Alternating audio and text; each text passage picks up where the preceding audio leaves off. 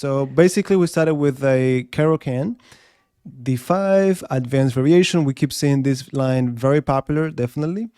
And then C5 right away. And in this line, they captured on C5, pawn to E6, opening up the bishop, pretty straightforward. Queen to G4.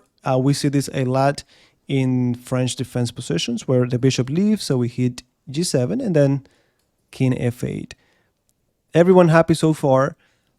Pressure on F2. If I remember correctly, Queen G3 was played. Now, I wonder if Queen B6 is the way to go. I know you had mentioned, we had talked about this, but what's a more accurate move here? Maybe Knight C6? Maybe knight h6 to try to get the knight to f5 and then go h5 or And maybe we don't care. h5. We don't care about this, right? Or that's why I said after, as soon as I realized, I was like, maybe h5 first and then knight Okay. h6. Oh, okay. And then Knight H6. Yeah. That seems to work. Knight C6 seems very natural as well. In the Yeah, game, or they play. sorry, maybe you could also try to hold on to the knight in b8 because you still have some opportunities to play b6, bishop a6, and really, Okay, in good the point. French pawn structure, the bishop could be traded. And this was an important game, by the way, for everyone who's watching. This was an important game in the 10th grade championship because both players were on 5 out of 5, and a win was important for them to secure in a way, or just kind of maintain the lead. Okay.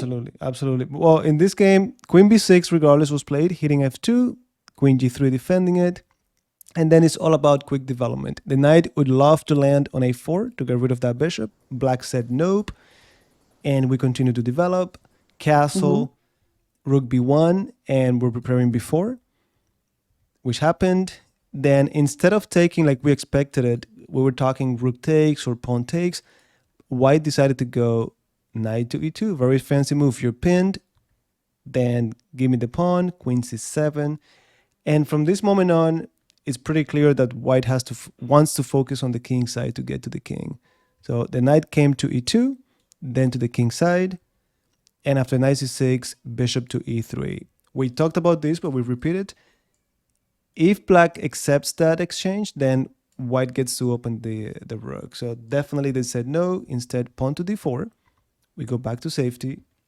And Yeah, rook to Black A3. tried to find some ways to get some activity for their pieces because their king was in the center. They didn't have much space, and they're just saying, okay, let me try to kind of, push that pawn forward, get the d5 square for the knight, and maybe Correct. somehow I'll be able to regroup, get my king, go by foot to h7, get the rook into the game. But unfortunately for them, it was It's still a long way to go. It's just tough, and you're right. They need to at least distract these pieces. Like, hey, let's create something in the center or the queen side. But yeah, it was not easy. So 95. This was I think the biggest mistake, because even though they got the pawn on E5, they allowed the rook to go to B7, and once the rook got there, that was the end of it.